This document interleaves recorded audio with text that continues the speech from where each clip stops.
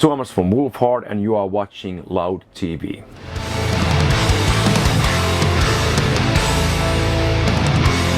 So welcome again in Paris.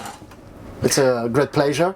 Likewise. I think I lost count. This must be my 7th or 8th time in Paris, and it's always like you know that this is like one of the favorite cities of the whole band, because this is one of the rare ones that everybody wants to go out from the bus, see the city, see the places immediately when we park.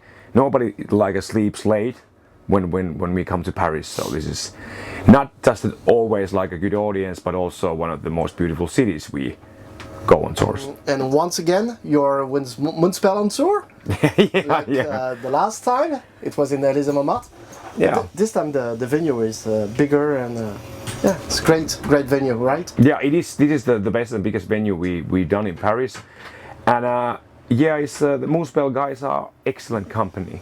So it's like I don't mind teaming up with them ever. It's like and of course Dark Tranquility and Heroes is like an exceptionally nice package. Not just musically, but like if you don't have a good chemistry between the bands, it can get quite much harder.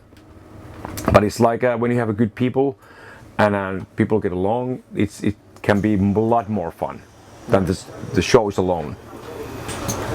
And I was wondering if Wolfheart, the name of the band, is a reference to Moonspell, right? That comes up quite often with the guys. Yeah, but it's not it didn't come from there. When I was deciding the name for Wolfheart, of course I've known Moonspell and the guys a lot longer. We did tours with Moonspell with my previous band Before the Dawn, like already 15 years ago.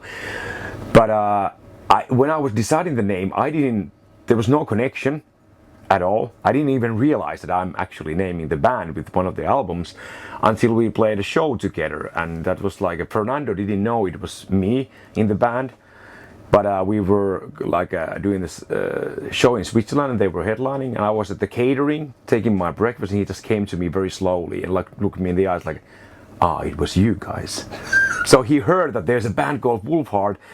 What the fuck is going on? They have our album name, and yeah, it was a coincidence, but especially when we tour together, he reminds me quite often that it happened to be their album.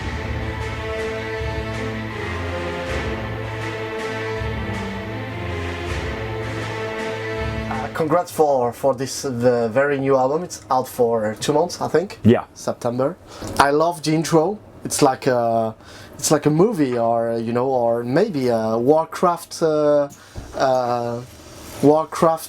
game. Yeah, that is actually exactly what we wanted to do on this album with the orchestration and the keys. We wanted to have everything sound more like a movie soundtrack. Not just that there's like make it bigger or like it's just adding more elements, but it's create this like musical landscape. Like when you hear the intros or the keys on the song, it should take you to places instead of just making the song wider or bigger. So that was what we told to the producer who did the orchestration, that we want to have cinematic sound, not just symphonic. That was, we were very clear with that even though it's very similar thing to be cinematic and symphonic, but we don't want to be like a Nightwish in the death metal scene. The orchestration has to fit to the arrangements in a way that it can again, it needs to bring you to it needs to evoke your imagination and take you to places, and not just have like this a huge orchestra because we could do so. So I'm glad that it worked out, because it is a very a difficult thing to balance, especially with the big guitars and low tuning, growling vocals. That makes it very difficult in the mixing and the balance, that you have big orchestrations that don't bury the guitars, and but they are still there big enough that actually they make a difference. But yeah, I do agree that those came out the best that we have ever done with orchestration and keys. Despite, tell me if I'm wrong, but you recorded again in the Deep Noise studio. Yeah. So the same studio than the previous one. Yeah. But I feel a huge a huge difference, between both albums. Yeah, it's like I've been working with Saku, the owner of Deep Note Studios, for years and years. I've done my other bands, Dawn of Solace and Before the Dawn has been recording there also. So, but we wanted to have a lot like a stronger approach also with the pre-production. Like we basically recorded the album twice. Like we went very thorough demos. On top of the demos, we already started working the orchestration, so we could change the guitar parts or the arrangements in a way that everything locks together better. Like we usually, in the past, we just did the album, everything guitars, vocals, bass, drums, and then we put keys and orchestrations where we could fit. It wasn't part of the production process in that way. And this time in the studio, things just went super well. Like usually you have some obstacles. At least we have had. I don't know if it's like a curse or something, but it's something goes wrong or something creates a delay. Something is not exactly how we wanted, and we had to work more on this album. Every member of the band was able to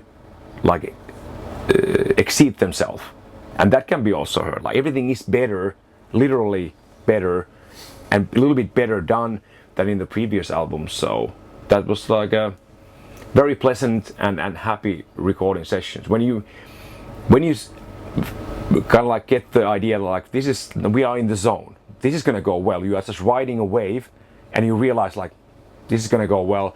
I think that even amplifies the whole process in the studio, and I'm super glad it went this way, because we have had very rough studio sessions.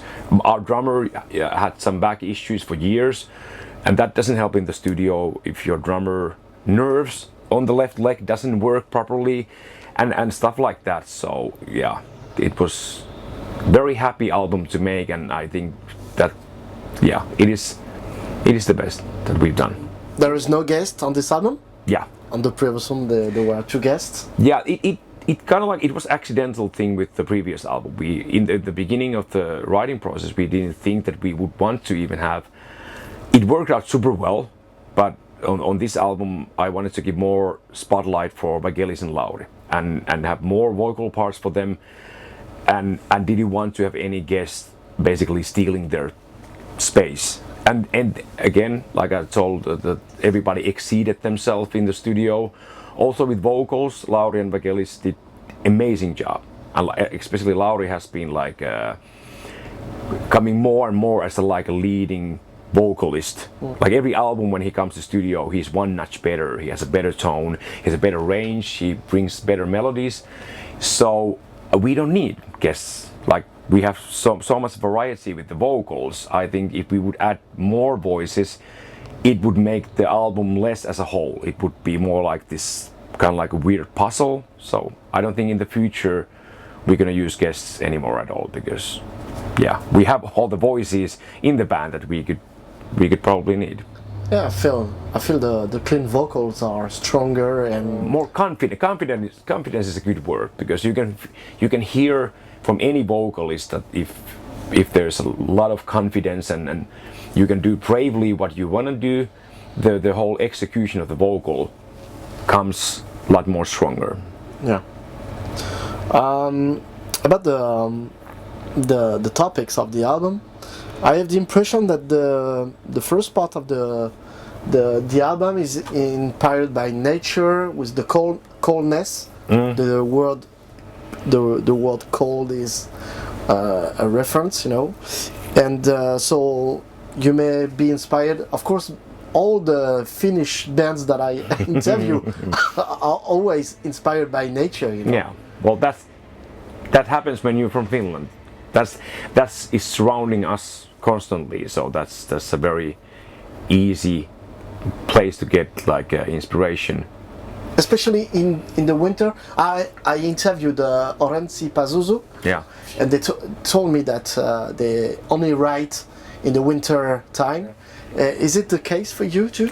It used to be. Like I did my first 20 albums in that cycle, but that wasn't only because of my choice to that.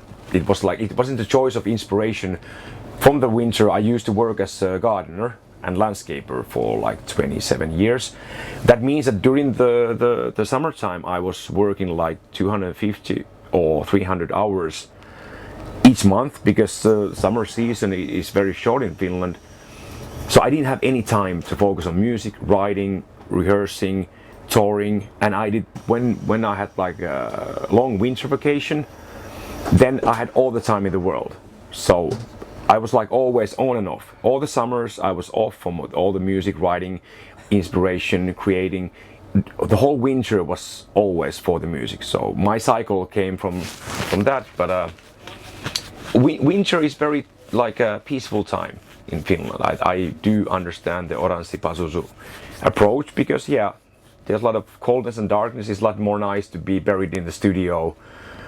You are not missing anything from the outside world, because there's no sun, there's no warmth, there's no so you have a lot less distractions also.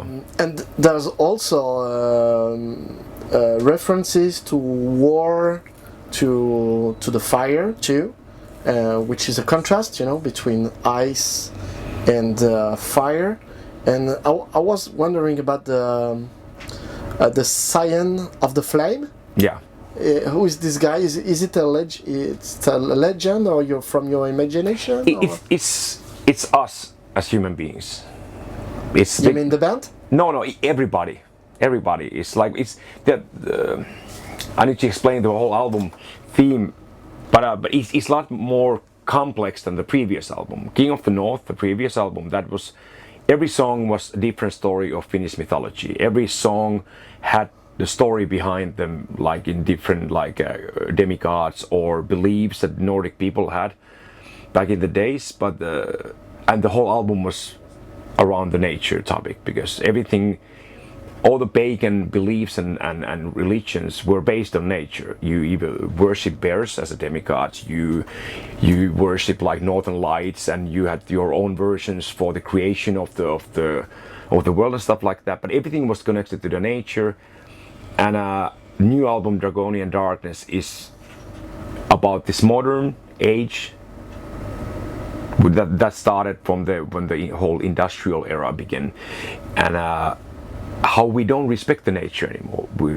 Human beings have mostly lost the connection to the nature. We don't respect the nature. We don't fear the nature. We just kill and burn what we want, like the people a few thousand years ago, when the whole pagan stuff was going on in Finland. People were in a perfect harmony, like Sami people that were the people who lived in the Lapland of Norway, Sweden and Finland. They were in absolute perfect balance with the nature. When you look at around the news and the behavior of mankind, we don't have that. We are just like here to kill and burn.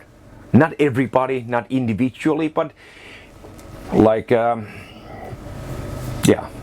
are bringing the whole world and the nature in a bad place. And Signs of the Flame is just every one of us. We are just basically, we have the capability to destroy, and way too many of us actually utilize that. And just we just bring the fire to the earth. Okay, so fire means destruction for you? Yeah. Usually I would use fire and flame as like a reference to inner strength and determination. But on this album, it's very like a apocalyptic album in a way. Yeah. But like you said, like in the beginning of the album, there's a lot of like the coldness is a reference. Then there's war and the flames and stuff like that. But that's every song kind of like approaches this apocalyptic thing differently. Either it's like the eternal winter that follows when we are done with the world, or is it our lust and urge and greed that sets all the wars on the world, or the future ones and the past ones. Or so every song kind of like goes with a different approach to the same topic. Okay, so it means a lot. So in the title, Draconians. Yeah, and that's what we are bringing. I made this, like, I don't know if a lot of people made that connection, but in the King of the North album, there's the bear skull and antlers, and it's like this totem that the early Nordic people basically kind of like worship. Those are like that people looked up to, like the apex predators of the nature. And now when we made ourselves the apex predators, we don't fear anybody, and we put ourselves on the top of the food chain.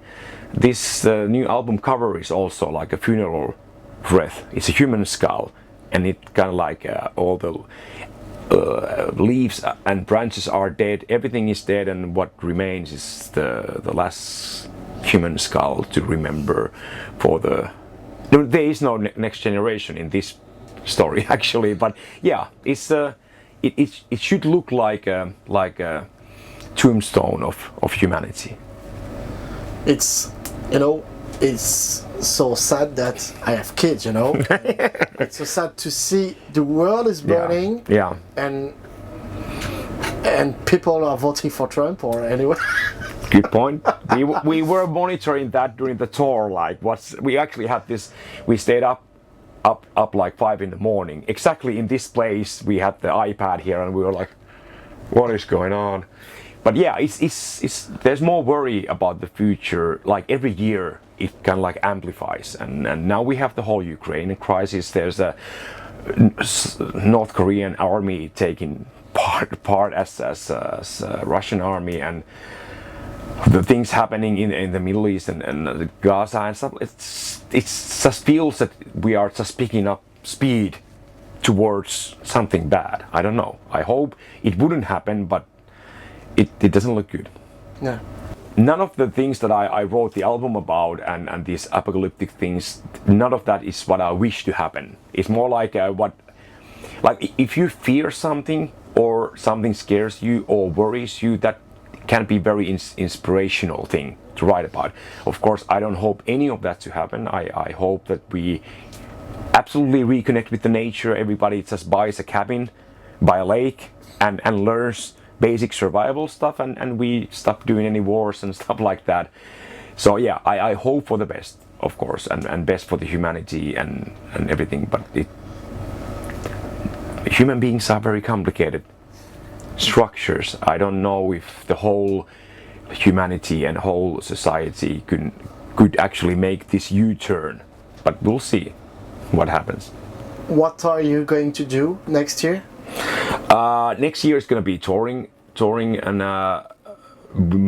not probably going to start even working with new material yet. And yeah, now especially now that this tour is showing that now things are going more back to normal. I think this is the first tour I've been after the pandemic that it actually feels relaxed and fun. Like it's not like this stressful damage control and hoping that things might actually work out, but now it feels fun again. Now it feels like a good thing to do, not something you feel that you have to do and you hope that things don't get like have a bad like ending. So yeah, definitely we wanna tour as much as we can next year.